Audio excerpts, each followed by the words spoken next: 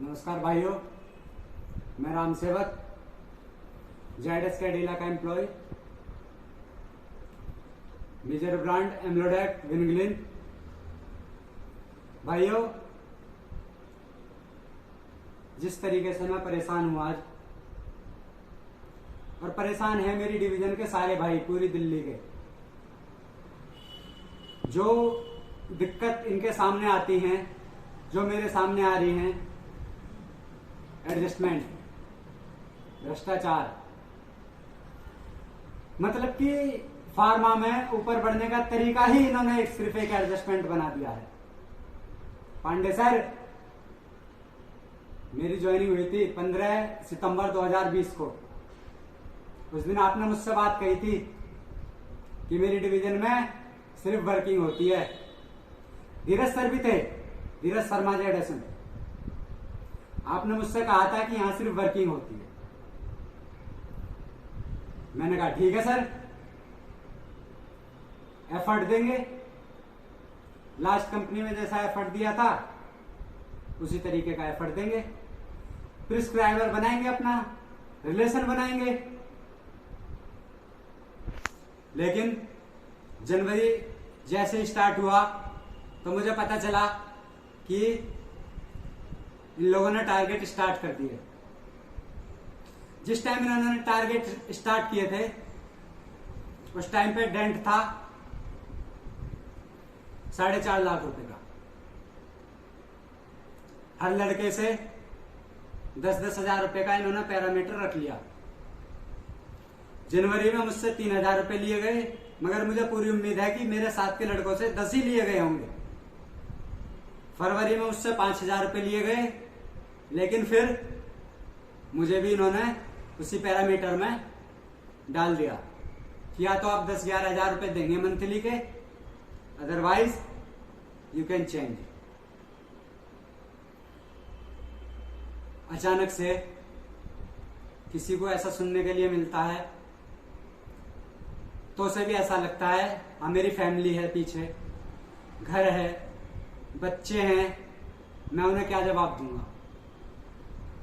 कल के दिन में उनसे जाके क्या कहूंगा कि मैं अपनी कंपनी छोड़ के आ गया, दूसरी कंपनी ढूंढ रहा हूं। लगेंगे मुझे 5-10 दिन। लेकिन मैं आज इनसे यह बात पूछना चाहूंगा कि तुमने हमें दिया क्या है। डॉक्टरों को चेक देते हो आप 25,000, 50,000, 1 लाख। आप खरीदते नहीं हो डॉक्टरों को, ना आप खरीद सकते, ना आपकी औकात है खरीदने की। चाहे वो जायडस है, चाहे कोई भी कंपनी है, आप किसी डॉक्टर को खरीद नहीं सकते। आपके सीनियर बंदे काम हमें पता है कितनी अच्छी तरीके से करते हैं। यार आप मतलब कि हमारी 140 डॉक्टरों की लिस्ट है, आपका काम है कि हर महीने आके 10 डॉक्टरों से ही मिलना। वो 130 क्यों रख रखे हैं हमारी लिस्ट में? हम मिलेंगे उनसे, तो हम मिलेंगे तो उनके लिए हमें ये तो बताओ कि ब्रांड अवेलेबल कहां है। पांडे सर, आप 3-3.5 साल से हैं जेडएस में, जेडएसएम साहब आप भी, और हमारे एरिया मैनेजर से भी। मैं पूछना चाहूंगा, आप मुझे एक सिंगल हॉस्पिटल में बता दो जहां आपके सारे ब्रांड अवेलेबल हो ईस्ट दिल्ली के। और मैं आपको गिनवाता हूं 4 हॉस्पिटल तो आपके ऐसे हैं कि जहां आपके ब्रांड है ही नहीं है, लेकिन मेरे पास डॉक्टर हैं करीबन 40। चाहे वो शांति मुकुंद हो, चाहे मेट्रो हो, चाहे वो मैक्स हो, और चाहे हो वो धर्मशिला, जीवन अनमोल, सेम कंडीशन। जब मेरे पास 50 डॉक्टरों की लिस्ट है इन हॉस्पिटलों की, आपने अवेलेबिलिटी नहीं करवाई है, मैं इन पे काम कर रहा हूं, क्या फायदा मेरा इन पे काम करने का? आप तो कह देंगे हमने 1 साल टारगेट किया, आपका प्रमोशन हो गया, आप जेडएम बन गए। आप तो कह देंगे कि हमारे टाइम पे ठीक करते थे, लड़के मेहनत नहीं करते थे। चलो ज्यादा कुछ होएगा, आज हम 4.5 लाख रुपए का डेंट दे रहे हैं, जनवरी में हमारा टारगेट बढ़ेगा 25-30%, वो डेंट हमारा 7 लाख रुपए का हो जाएगा। ये लड़के कितना डेंट कवर करेंगे बताइए आप मुझे। अवेलेबिलिटी आप करवा नहीं सकते, पीओवी आप दिलवा नहीं सकते, आपके रिलेशन नहीं है इस लेवल के। कोई स्टॉकिस्ट हमें पीओवी देना नहीं चाहता, हमारे सीनियरों के रिलेशन ही नहीं है इस लेवल के। विद क्रेडिट कोई स्टॉकिस्ट हमें पीओवी नहीं देना चाहता। पांडे सर, आपको अच्छी तरीके से पता है कि अगर हमारे पास सेल है एमलोडेक, जाइटेनिक्स, एल्डोनिल और विनग्लिन, अगर आप 3 साल से हैं डिवीजन में, तो मैं तुमसे पूछता हूं कि कॉम्बिनेशन की सेल क्यों नहीं है? मेरी टेरिटरी से अगर आप 3 साल में हैं, अगर आपने 1 साल में 50,000 की भी सेल करी होती, तो ओवरऑल कॉम्बिनेशन की कम से कम 3-4 लाख रुपए की सेल तो होती। चाहे वो रोजुवास्टेटिन हो, चाहे वो एम्लोडेक की सीरीज हो, चाहे वो विल्डाग्लिप्टिन हो। लेकिन जब हम कहते हैं ना कि आपसे कि सर मैं आज गया, मैंने डॉक्टर से बात करी, मैंने डॉक्टर कन्विंस कर लिया, मगर आप मुझसे कह देते हैं कि हमारे ब्रांड अवेलेबल नहीं है, आप ट्रेड में मेहनत करो। जब हम ट्रेड में मेहनत करते हैं तो हमें पता चलता है कि ट्रेड में भी ब्रांड अपने पैसों से ही अवेलेबल करवाने हैं। एक लड़का क्या करेगा सर? आपको एडजस्टमेंट दे, 10-11 हजार रुपए की एडजस्टमेंट दे, आपका ख्याल रखे, आपके स्टॉक को संभाले, डायरेक्ट को, इनडायरेक्ट को, चाहे वो भगीरथ हो। पता नहीं है क्या आपको ये माल कहां जाता है? भगीरथ जाता है। और भगीरथ से कहां जाता है? सारा डाटा है आपके पास। जिस दिन मैंने साइकिल मीटिंग में ये बात कही थी, दिलीप कोडे ने आपके सामने डाटा दिखाया था। आपको उसी दिन एक्शन लेना चाहिए था, दिलीप कोडे सर को एक्शन लेना चाहिए था इंटायर टीम में, कि अगर एक डिवीजन में ये काम हो रहा है, ईस्ट में काम हो रहा है, तो क्यों नहीं ये काम वेस्ट में भी हो रहा होगा, नॉर्थ में भी हो रहा होगा और साउथ में भी हो रहा होगा। अगर दिल्ली इतना बढ़िया परफॉर्मेंस कर रही है तो किसी को छुपाओ मत, ना किसी को बहकाए में रखो। सबको पता है कि कंपनी जो सेल ले रही है ना, वो 30% सेल इन एमआरओ के कंधे पे धर के ले रही है, एडजस्टमेंट करवाती है इनसे। आप लोग अपने प्रमोशन देख लेते हैं, 5 लड़के सरवाइव करते हैं, आप 5 मिलकर 1 साल टारगेट करते हैं, 1.5 साल टारगेट करते हैं। जितनी उनकी औकात होती है उतना वो टारगेट करते हैं। आपको प्रमोशन दिलवा देते हैं, आपको आरएम से जेडएम बना देते हैं, जेडएम से एनएसएम बना देते हैं। सिर्फ इन बालकों के दम पे बनते हो आप। लेकिन आप मुझे एक बात बताएं कि अगर 5 लड़के ने 1 साल टारगेट किया एडजस्टमेंट के बेस पे, तो ऐसा नहीं है कि वो कवर कर लेंगे। और अगर वो कवर करेंगे तो कवर किस बेस पे करेंगे, जब उनके ब्रांड ही अवेलेबल नहीं है।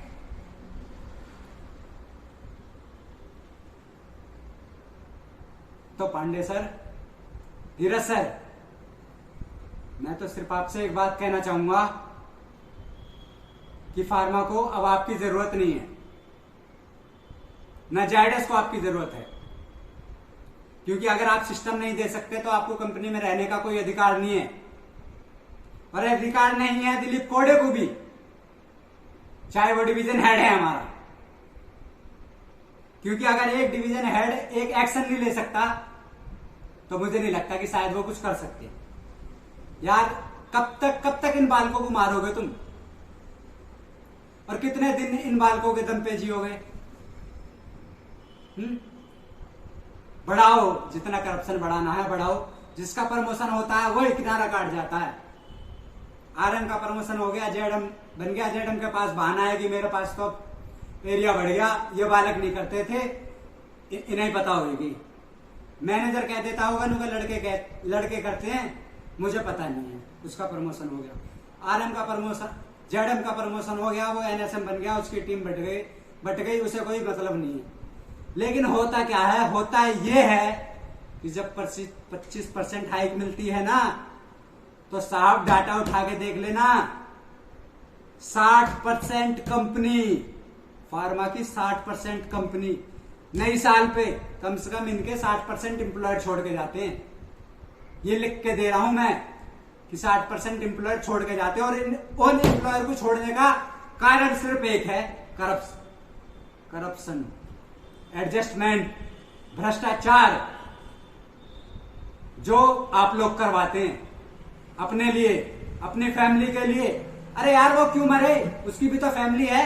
आप उससे 10, 11, 15 जाइडस में गुरु सुन लियो कान खोल के, 20-20 हजार रुपए एडजस्टमेंट जारी है, लड़के परेशान हैं। लेकिन लड़के का जवाब मुझ पे सिर्फ ये आया है कि भाई मुझे अपना घर चलाना है, इस कंडीशन में मैं कोई रिस्क नहीं ले सकता, क्योंकि उसे पता है कि अगर कल के दिन में मेरे पीछे तो कोई है ही नहीं, जॉब छूट गई तो घर का खर्चा चलना कैसे है, तो मजबूर है वो। इन मजबूर बालकों का इतना फायदा मत उठाओ। किस चीज का पैसा है यार, क्यों कमा रहे हो इतना पैसा? ये बालक हैं, ये वो बालक हैं जो एक डॉक्टर को पढ़ाने की हिम्मत रखते हैं। नहीं पढ़ा सकते, मगर नए जो भी मॉलिक्यूल आते हैं उन पे रिसर्च बताते हैं उन्हें, हर नई टेक्नोलॉजी को डॉक्टर तक पहुंचाते हैं, तो इनका कॉन्फिडेंस बहुत ऊपर है, तुम इन्हें नहीं दबा सकते। इस एडजस्टमेंट के झोल में बालकों की जिंदगी बर्बाद मत करो। पांडे सर हो जाएंगे आप 1-1.5 साल में प्रमोट, 6 महीने में भी हो जाएं। धीरज सर भी हो जाएंगे, और दिलीप कोडे, ये उम्मीद नहीं थी आपसे। आज मेरे साथ 11-12 तारीख में मेरी मीटिंग थी, मैंने सेकंड हाफ में आपसे कंप्लेन करी थी, लेकिन आज मेरे साथ मेरे दोनों सीनियर आते हैं। मेरा एरिया मैनेजर मुझे इन्फॉर्म नहीं करता कि तुम्हारे आरएम आ रहे हैं, तुम्हारे जेडएम आ रहे हैं। वो मुझे इन्फॉर्म जब करता है जब वो मेट्रो स्टेशन पर उतर चुके होते हैं।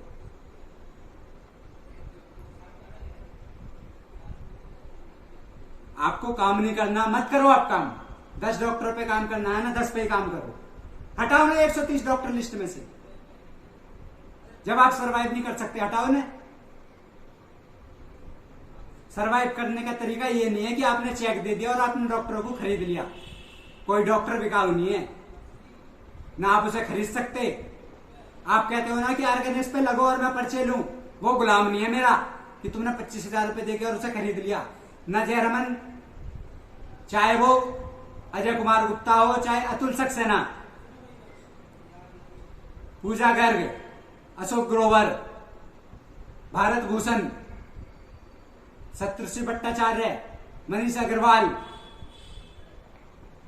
वीके जी नायर, एसके बासु, ये गुलाम नहीं है ना तुम्हारे ना कंपनी के। दे दिए होंगे तुमने ना 25, 30, 50,000 रुपए, इसका मतलब कि तुमने डॉक्टर खरीद नहीं लिया।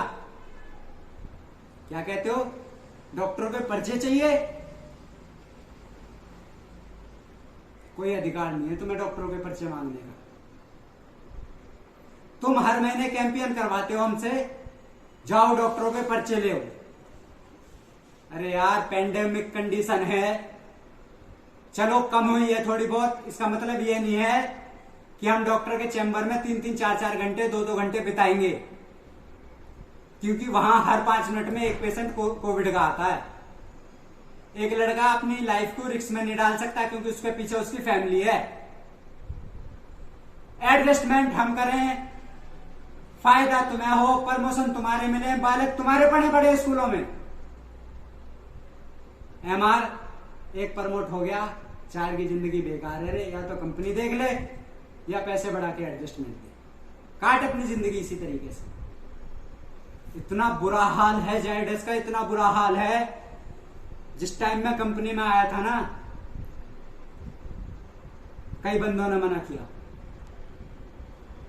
कि मत जा, हाल बुरा होएगा, आगे का कैरियर देख। मगर जाइडस हम भी आ गए बैकाए में, बड़ी कंपनी है, सरवाइव अच्छी तरीके से करती है। ये तरीका है कंपनी का सरवाइव करने का। RM, ZM, NSM, division head कोई नहीं सुनता, सबको चाहिए सिर्फ सेल। 20 तारीख तक कोई कुछ भी करे, 25 तारीख तक कोई कुछ भी करे, 28 तारीख तक कोई कुछ भी करे, चाहे 28 तारीख तक उसका 30% की सेल हुई हो और वो लास्ट के दिन 70% ठोक के अपना टारगेट कर देता है। अगले दिन ग्रुप में उसकी फोटो डाल देते हो, कांग्रेचुलेशन लिख के। कभी उनसे यह भी पूछा करो कि बालक कितने रुपए दिए हैं, घर से कितने रुपए कम हुए हैं तुम्हारे से। कभी कंपनी को फिक्र होनी चाहिए कि हमें नहीं चाहिए इस तरीके की सेल, और जरूरत क्या है इस तरीके की सेल। डॉक्टरों पे काम करेंगे हम, डॉक्टरों पे काम करेंगे। अवेलेबिलिटी करवाओ तो काम करेंगे, हमारे साथ मेहनत करोगे तो काम करेंगे, नहीं तो आपका डिसीजन ये रखा टैग, जब आपकी इच्छा करे जब लेके जा सकते हैं। ठीक है पांडे सर, एक लास्ट बात और मैं आपसे कहना चाहूंगा, बस की नहीं है ना, छोड़ दो फार्मा। धीरज सर आपको भी,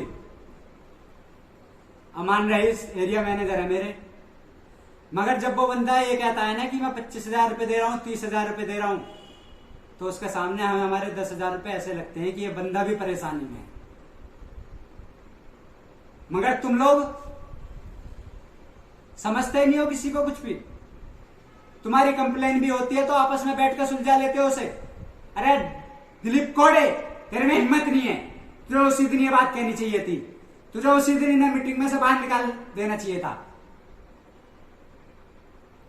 पता करना चाहिए था जब तुझे पता चला था कि साउथ की, वेस्ट की जिस पार्टी ने वर्धमान पे बिलिंग करवाई है, उसी दिन साउथ और जहां की भी वो पार्टी थी, वेस्ट से बिलिंग हुई है चाहे साउथ से बिलिंग हुई है, उसी दिन उस डिवीजन के बंदे इनको बुलाना चाहिए था। तुझे क्यों नहीं रोके तूने उस दिन वो बंदे, जब तूने हमें पार्टी बताई थी तो तुझे पता चल गया था कि दिल्ली भगीरथ से बिलिंग हुई है मुंबई, तूने क्यों नहीं रोके वो बंदे? क्यों सिर्फ हमारी टीम टारगेट करी जब तुझे पता चल गया था कि किसी दूसरी डिवीजन के बंदे ने बिलिंग करवाई है? 1 mg पे बिलिंग, 1 mg की बिलिंग का भी तुमने कही थी, 90,000 रुपए की बिलिंग है, 1,000 पत्ते की सेल है उनकी, मगर उन पर बिलिंग कितनी हुई थी? 3.5 लाख रुपए की। तुम्हें पता नहीं है कि वेस्ट में भी और साउथ में भी ये काम चल रहा है, या नॉर्थ में भी ये काम चल रहा है? मगर एक डिवीजन है ना, एक लड़का छोड़ के जाएगा, चला जाएगा, कोई फर्क नहीं पड़ता। 2 चले जाएंगे, फिर नए लड़के आएंगे, उनका फिर से चूतिया काटोगे तुम, फिर उनसे एडजस्टमेंट करवाओगे। तो कंपनी अपना ये तरीका बदल दो। अब तुम्हारा अत्याचार नहीं सहेंगे हम, जहां आवाज उठानी पड़ेगी हम आवाज उठाएंगे। RM हो, ZM हो, या उससे ऊपर का कोई भी बंदा हो, फील्ड वर्क में जो काम करेगा सिर्फ अहमियत उसे दी जाएगी और किसी की कोई बात नहीं सुनी जाएगी। जिसे सुनना है सुनो। जब तक मैं ZS में रहूंगा मैं खुल के कहता हूं, RSM हो चाहे ZSM हो, चाहे उससे ऊपर का बंदा हो, अगर हमारे फील्ड में तुम काम करवा सकते हो, अवेलेबिलिटी करवा सकते हो, तुम किसी लड़के के भरोसे नहीं बैठ सकते कि लड़का आएगा और वो एक्टिविटी करवाएगा या वो अवेलेबिलिटी करवाएगा। साहब, एक हॉस्पिटल में अवेलेबिलिटी करवाने के लिए भी पैसे लगते हैं। केमिस्ट वाला पार्टी मांगता है, खर्चे मांगता है, मगर उन्हें कोई नहीं देखता। अगर तुम काम कर सकते हो ग्राउंड लेवल पे, ठीक है, खैर छोड़ो, तुमसे क्या उम्मीद करें हम। तुम तो यह है कि जितने बालकों की जिंदगी हो सके करो बर्बाद। एग्जाम्पल है पांडे साहब पिछली कंपनी का, तुम भी भगे थे और तुम्हारी टीम भी भगी थी। जो लड़का प्रमोट हुआ था वो भी गया था, सारे कारण सिर्फ तुम थे। और अगर तुम आज भी जायडस में ये चीजें नहीं बदलना चाहते ना तो मत बदलो। मैं देखता हूं, अगर मुझे तुम मोहर लगा के दे दो कि 1 जनवरी के बाद पूरी दिल्ली टारगेट करेगी, तो जिसमें कुत्ते खाते हो ना उसमें खिला दियो। स्टाम्प पेपर पे लिख के दे दे पांडे, अगर तुझ में हिम्मत है तो, कि दिल्ली 1 जनवरी के बाद पूरी दिल्ली टारगेट करेगी।